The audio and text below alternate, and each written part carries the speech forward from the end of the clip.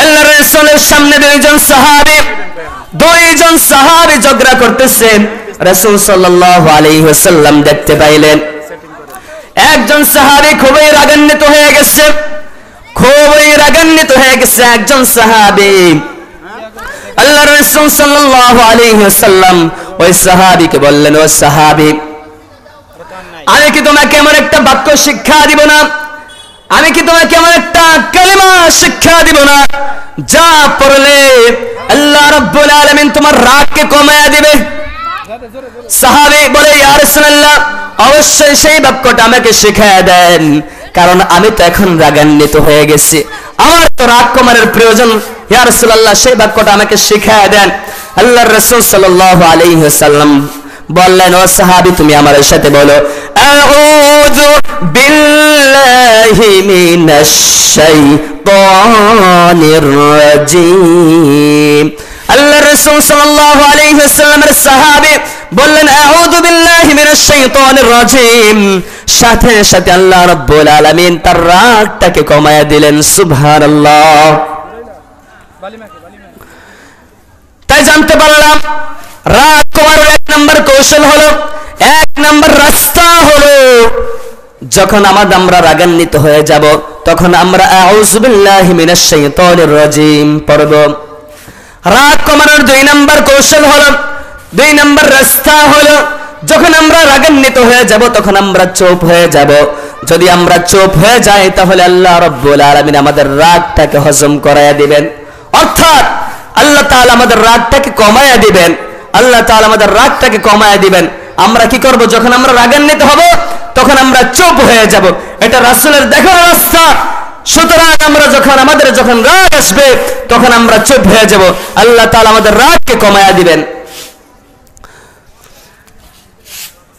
রাগ কমানোর তিন নম্বর কৌশল হলো, তিন নম্বর রাস্তা হলো, যখন আমরা রাগান্বিত হব তখন আমরা আমাদের কার্যকারিতা কমায়া দিব।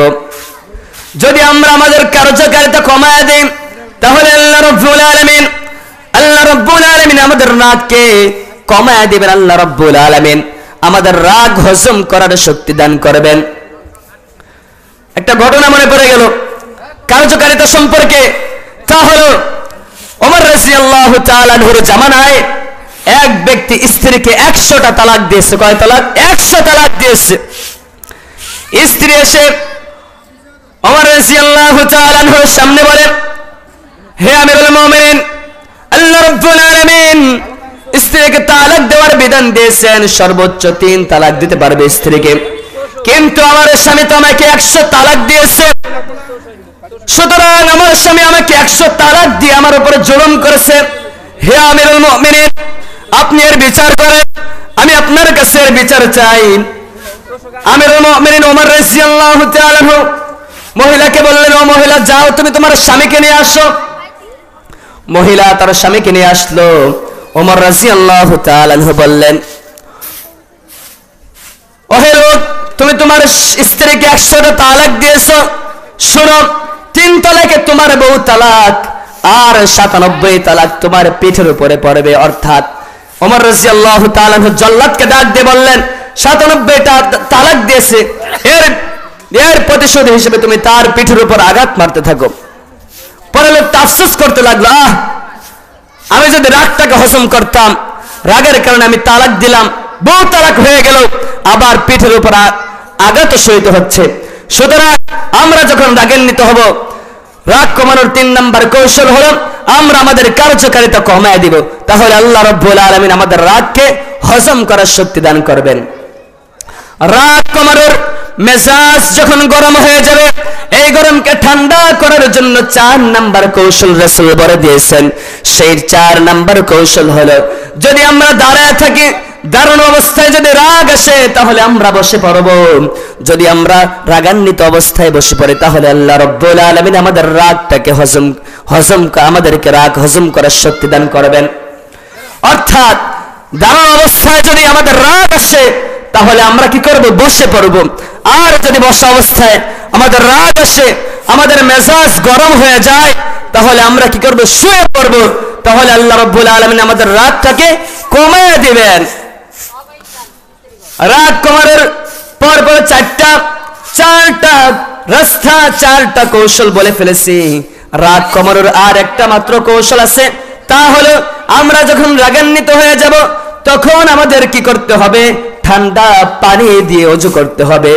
ঠান্ডা পানি দিয়ে যদি আমরা ওযু করতে পারি তাহলে আল্লাহ রাব্বুল আলামিন আমাদের রাগটাকে আমরা কিভাবে রাগ হজম করতে পারবো সেই তৌফিক আল্লাহ রাব্বুল আলামিন আমাদেরকে দান করবেন। সুতরাং এই পাঁচটা কৌশলের উপরে যদি আমরা আমল করতে পারি তাহলে আল্লাহ রাব্বুল আলামিনের তৌফিক আমরা আমাদের রাগকে হজম করতে পারবো। আল্লাহর রাসূল বলেন যে কুস্তিতে যে যুদ্ধ লেগে একজনে অপরজনের উপরে বিজয় অর্জন করে সে বড় বীর নয়, বরং বীর তো ওই ব্যক্তি যে রাগের সময় নিজের মেজাজকে কন্ট্রোল করতে পারে এবং নিজের মেজাজকে ঠান্ডা রাখতে পারে। আল্লাহর রাসূল বলেছেন ওই ব্যক্তি হলো বীর।